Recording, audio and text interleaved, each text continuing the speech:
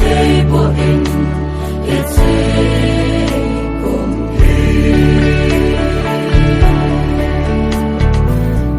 bỏ lâu thế khi bỏ ưng lưng mô ngừng khi dám một thế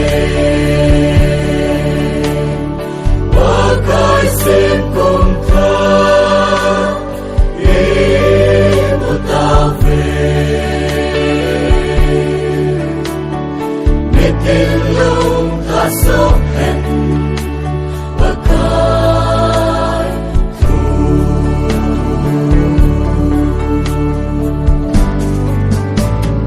Hallelujah, Hallelujah kumpulan ikip pabangun unong kezin patinin ay singsing buhen vang le hamdam thei na patei na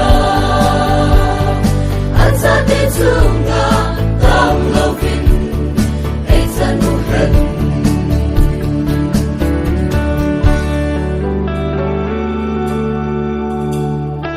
adung set na long lawi dân ta về lòng sang một thế và cái lại luôn vẫn xa ít xa cái ít kỷ niệm nào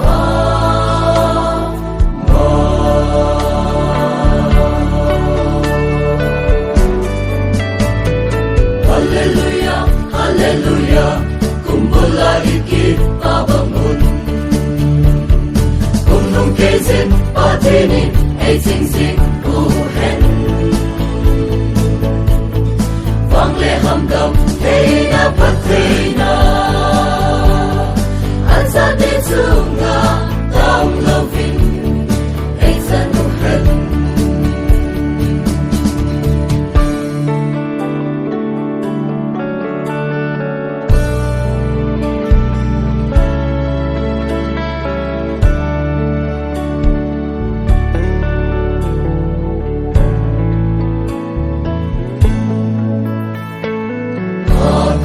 bel na kum leha kahihen ipakai to khom anok ta he chilale ilha kam lâu na kum song hi hen